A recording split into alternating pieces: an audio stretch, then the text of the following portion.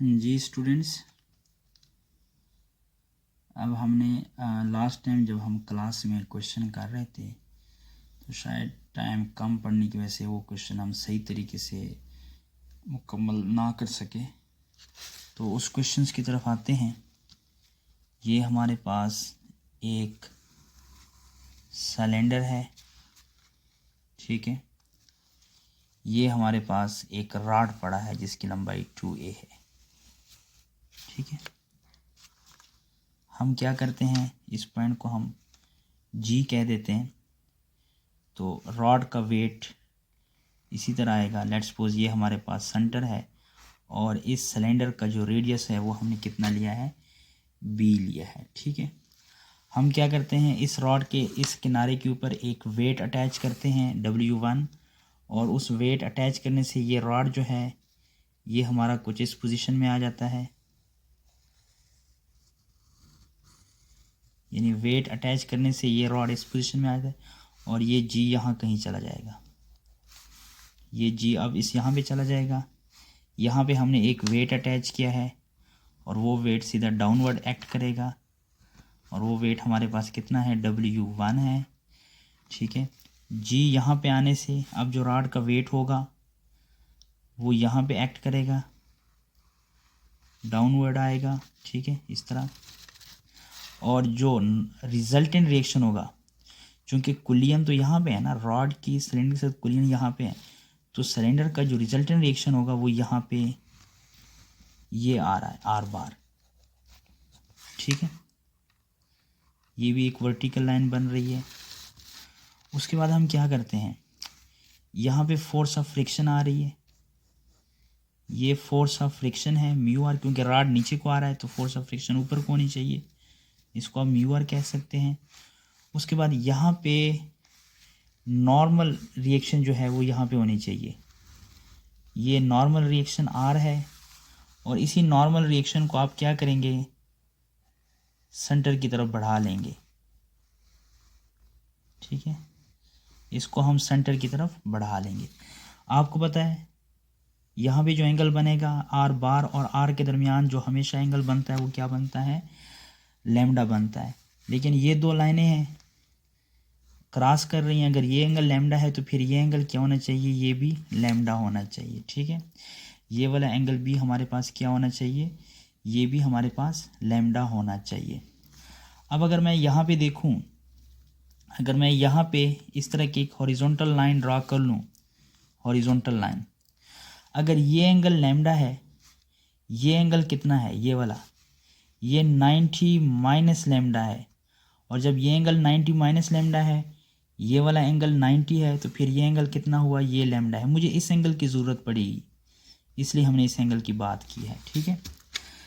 इस एंगल की ज़रूरत हमें कब पड़ेगी कि हमने जब हम इस पॉइंट डी के ऊपर मूवमेंट लेंगे तो इस W1 का, यानी वेट 1 का जो परपेंडिकुलर डिस्टेंस होगा वो ये बनेगा, ये बनेगा, या इसको आप ये भी कह सकते हैं कि पॉइंट डी से इसकी जो W1 की जो लाइन ऑफ एक्शन का परपेंडिकुलर डिस्टेंस ये बनना है वो इसकी इक्वल है।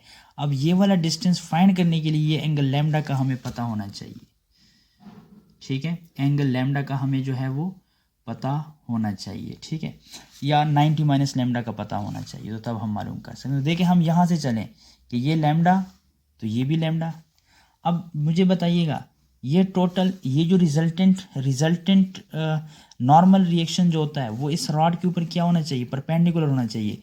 इसका मतलब है कि नॉर्मल रिएक्शन का जो ये टोटल एंगल बन रहा है, यानी ये देखें ना, नॉर्मल रिएक्शन वाली लाइन आ रही है, इस नॉर्मल रिएक्शन का रॉड के साथ जो टोटल एंगल बनता है 90 बनता है, लेकिन ये वाला एंगल कितना बनेगा, लैम्डा छोड़ दिया तो ये कितना बनेगा, 90 माइनस लैम्डा, और अब ये 90 है तो ये क्या बनना चाहिए, लैम्डा बनना चाहिए, ठीक है। उसके बाद हम क्या करते हैं कि हमने ये बात करनी है कि हमारे पास इस क्वेश्चन में डी जी, या जिसको आप डी जी यानी इसको बोलते हैं अर्क लेंथ और इसको कॉर्ड कहते हैं, ये क्या होना चाहिए, ये बी लैम्डा होना चाहिए। ये मैंने आपको बताया था L = R थीटा, कि ये हमारे पास है ये डी जी, ये आर्क लेंथ की बात हो रही है। और ये वाला एंगल भी हमारे पास लैम्डा बनेगा, ठीक है, कि जब ये एंगल लैम्डा बनता है, ये एंगल अगर हमारे पास लैम्डा बनेगा, ठीक है, तो ये एंगल भी हमारे पास कितना बन सकता है, लैम्डा बन सकता है। उसके लिए हम क्या करते हैं, इसको लैम्डा शो करने के लिए हम यहाँ से एक परपेंडिकुलर ड्रॉ करते हैं। ये हमने एक परपेंडिकुलर ड्रॉ कर दिया है, ठीक है। अब ये जब हमने परपेंडिकुलर ड्रॉ किया है तो ये एंगल कितना बन रहा है, ये हमने इस लाइन के ऊपर परपेंडिकुलर ड्रॉ किया है, तो ये टोटल एंगल 90 बनना था। ये लैम्डा है तो ये एंगल बन जाएगा 90 माइनस लैम्डा। अब ये वाला 90 है, ये वाला 90 माइनस लैम्डा, तो ये एंगल कितना बनना चाहिए, इसके मुताबिक ये एंगल हमारे पास लैम्डा बनना चाहिए, ठीक है। अब देखें, ये आर्क लेंथ L है, ये रेडियस B है और ये सेंट्रल एंगल लैम्डा है, तो L is equal to r theta, r की जगह L की जगह DG लगा दिया, आर की जगह B लगा दिया और थीटा की जगह लैम्डा लगा दिया, तो DG किसकी इक्वल आ रहा है, B लैम्डा के, ठीक हो गया। उसके बाद अगर हम AD की बात करते हैं तो AD डिस्टेंस जो है ये हमारे पास बराबर आएगा AG माइनस DG की, इसकी भी बात हो गई थी क्लास में। और AG हमारे पास कितना है, AG A है, A यानी ये हमारे पास A है, ये B है, टोटल AB कितना है, AB है 2A, लेकिन अगर हम A से G तक चलेंगे तो ये कितना होगा, ये A होगा, माइनस DG को हमने क्या बोला, B लैम्डा। तो ये हमारे पास डिस्टेंसेस फाइंड आउट हो गए हैं, ठीक है। अब हमने करना क्या है कि हम यहाँ पे देखते हैं कि अगर हम मोमेंट लेंगे, एक्चुअली हमारे पास दो फोर्सेस हैं, एक ये W1 और एक आप कह सकते हैं कि यहाँ पे जो W हमारे पास आ रहा है, ठीक है।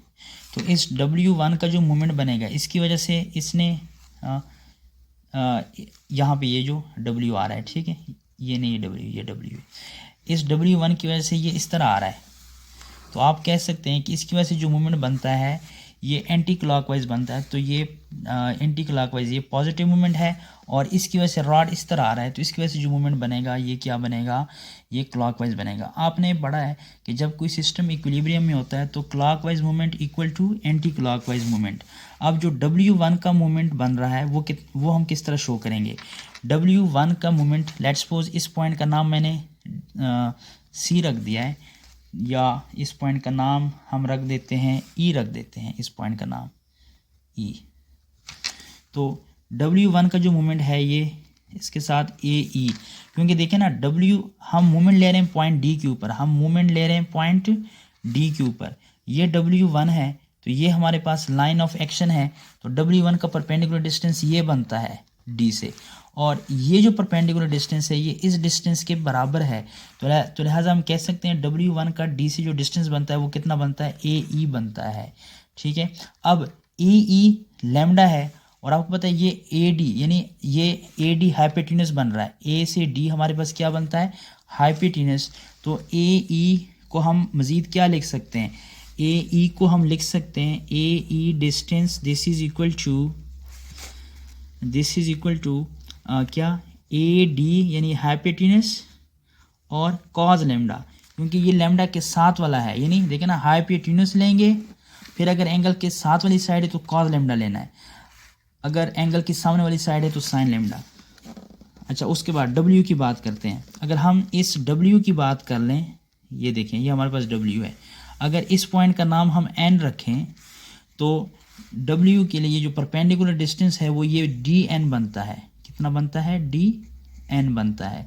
और इस DN को हम फाइंड करने के लिए अगर यहाँ पे देखें, अगर यहाँ से भी हम इस तरह परपेंडिकुलर चले जाएं, ठीक है, ये वाला, और याद रखें ये अगर ये वाला एंगल लैम्डा है तो ये एंगल क्या होना चाहिए, ये 90 माइनस लैम्डा होना चाहिए, क्योंकि ये टोटल 90 बनना था, अगर इतना लैम्डा बना तो इतना क्या बनना चाहिए, 90 माइनस लैम्डा, तो ये एंगल बनना चाहिए, यहाँ भी जो एंगल बनेगा ये 90 माइनस लैम्डा बनेगा, ठीक है। तो अब 90 माइनस लैम्डा के सामने वाली साइड है, तो इसलिए DN को हम लिख सकते हैं, इसके लिए हाइपोटेन्यूस क्या है, DG इज द हाइपोटेन्यूस और साइन ऑफ 90 माइनस लेमडा, क्योंकि ये वाला जो एंगल है ये 90 माइनस लेमडा है और ये वाली साइड 90 माइनस लेमडा के सामने वाली साइड है। और याद रखें जितनी ये साइड बनती है उतनी ही हमारे पास ये साइड बनती है साइन 90 माइनस लेमडा। तो लिहाजा डी एन को हम लिख सकते हैं डी जी कॉज लेमडा, 90 भी साइन कॉज में चला जाएगा। तो W के साथ हमने मल्टीप्लाई करना था डी एन। अब याद रखें W1 AE हमारे पास कितना आ रहा है, अगर AE को देखा जाए ये बनता है AD cause lambda, AD cause lambda, और DN हमारे पास कितना बनता है, DN हमारे पास बनता है DG cause lambda, DG cause lambda. Cause lambda से कॉज लेमडा कैंसिल हो जाएगा और W1 और AD की जगह हमारे पास AD कितना है B minus lambda, sorry A minus B lambda, और DG हमारे पास कितना है B लेमडा, और यहाँ से W1 कितना बनेगा WB lambda A minus B lambda.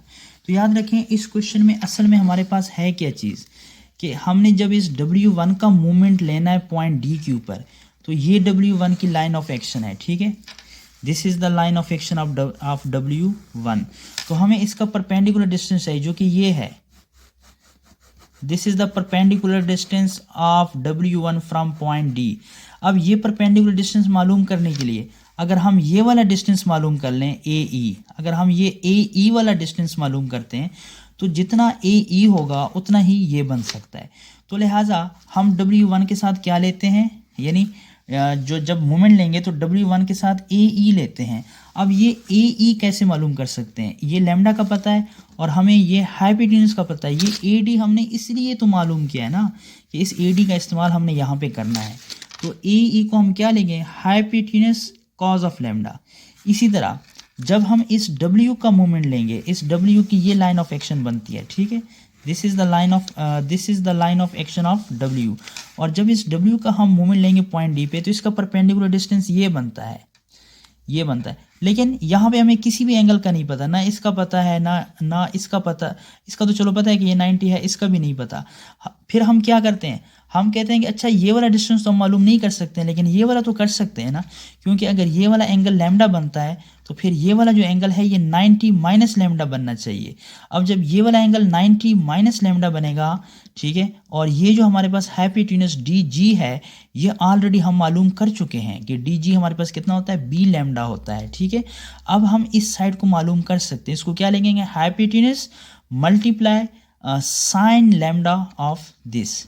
तो ये देखें DN, यानी ये जो डिस्टेंस है इसको आप DN भी कह सकते हैं क्योंकि ये वाला डिस्टेंस और ये वाला डिस्टेंस क्या होंगे, बराबर होंगे।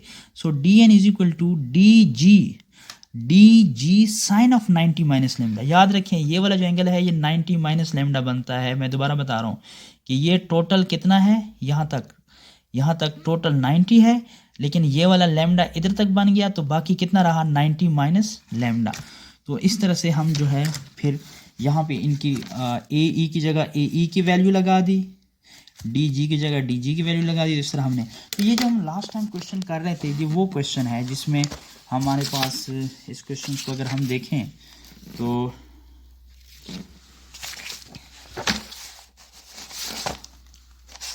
ये कौन सा क्वेश्चन है,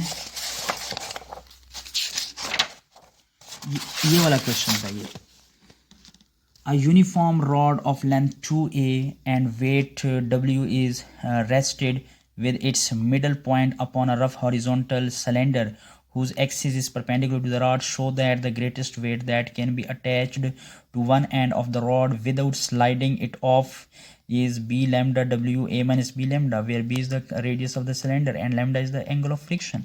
तो ये क्वेश्चन हम जब क्लास में कर रहे थे तो लास्ट पे शायद हमसे सही प्रॉपर कैलकुलेशन नहीं हुई थी, इसलिए मैंने आपको दोबारा ये क्वेश्चन रिवाइज करवाने की कोशिश की है।